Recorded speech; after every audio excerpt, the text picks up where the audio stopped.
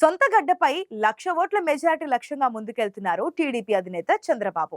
MLC ఎన్నికల్లో పక్కా ప్రణాళికతో అనూహ్య విజయం సాధించిన కంచర్ల శ్రీకాంత్ కి ఈసారి కుప్పం బాధ్యతలు కట్టబెట్టారు. మరి టీడీపీ అధినేత లక్ష్యం నెరవేరుతుందా? బాస్ టార్గెట్ ని రీచ్ అయ్యేందుకు ఎమ్మెల్సీ ఎలాంటి వ్యూహంతో ముందుకెళ్తున్నారు?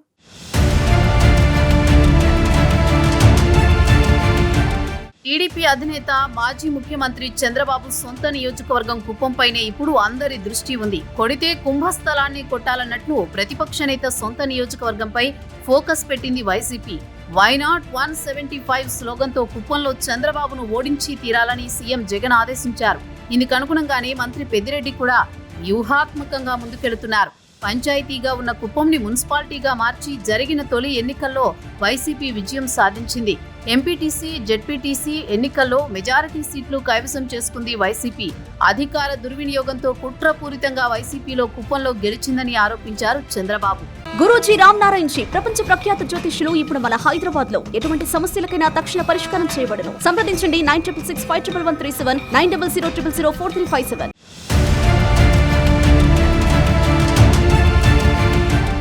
వైసీపీ ఎత్తుగళ్లతో కుప్పంలో చంద్రబాబు వ్యూహాన్ని ఒక్కసారిగా మార్చివేశారు. కుప్పం బాధ్యతలను మొదటి నుంచి చూస్తున్న టీడీపీ సీనియర్ నేతల నుంచి ఎమ్మెల్సీ ఎన్నికల్లో అనూహ్య విజయం సాధించిన కంచర్ల శ్రీకాంత్ కి కట్టబెట్టారు.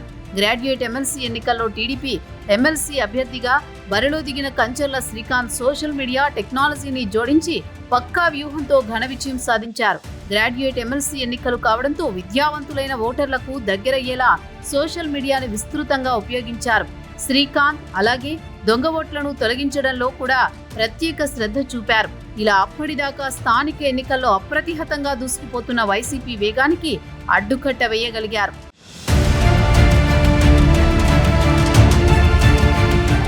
గ్రాడ్యుయేట్ ఎన్నికల్లో ఎమ్మెల్సీ శ్రీకాంత్ అనూహ్య విజయంతో అధినేతకు ఆయనపై నమ్మకం మరింత పెరిగింది. దీంతో అత్యంత కీలకమైన కుప్పం బాధ్యతలను కంచర్ల శ్రీకాంత్ కు కట్టబెట్టారు. చంద్రగిరిలో ఓటమి తర్వాత 1989 నుంచి కుప్పంలో చంద్రబాబు అప్రతిహతంగా విజయం సాధిస్తున్నారు. కుప్పంలో నామినేషన్ వేయడానికి కూడా చంద్రబాబు వచ్చేవారు కాదు. ఆయన తరపున ఇతర నేతలే ప్రచారం చేసేవారు. దాదాపు 50 నుంచి 60 వేలకు పైగా మెజారిటీతో గెలుస్తూ వస్తున్నారు.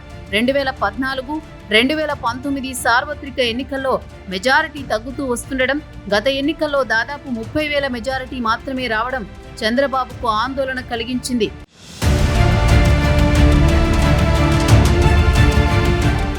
కుప్పం నియోజకవర్గాన్ని పూర్తిగా స్థానిక నేతల చేతుల్లో పెట్టడం వల్లే ఇలాంటి పరిస్థితి ఏర్పడిందని భావించారట చంద్రబాబు. దీంతో సొంత నియోజకవర్గంపై ప్రత్యేక దృష్టి సారించారు టీడీపీ అధినేత.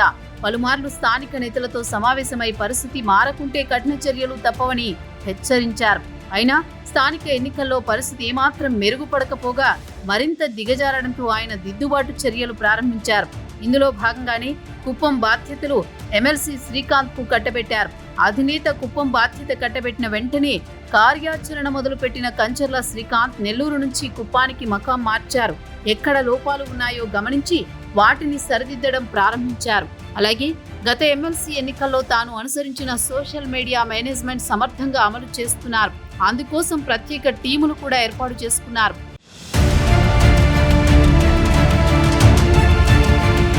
కుప్పంలో గతంలో చంద్రబాబు సాధించిన అభివృద్ధిని విస్తృతంగా ప్రచారం చేస్తున్నారు కంచర్ల శ్రీకాంత్. అలాగే కుప్పంలో వైసీపీ నేతల మధ్య అంతర్గత విభేదాలను కూడా తనకు అనుకూలంగా మలుచుకుంటున్నారు. దీంతో పలువురు వైసీపీ నాయకులు చంద్రబాబు సమక్షంలో టీడీపీలో చేరారు.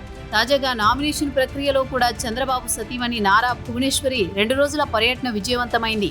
నామినేషన్ సందర్భంగా భారీ ఎత్తున టీడీపీ శ్రేణులు కదలి రావడంతో పార్టీలో సరికొత్త ఉత్సాహం కనిపిస్తోంది. అయితే గ్రాడ్యుయేట్ ఎన్నికలతో పోలిస్తే సార్వత్రిక ఎన్నికల్లో చదువుకోని ఓటర్ల సంఖ్య కూడా ఎక్కువగానే ఉంటుంది. దీంతో దానికి తగ్గట్టు ప్రత్యేక ప్రణాళికతో శ్రీకాంత్ ముందుకు వెళుతున్నారు.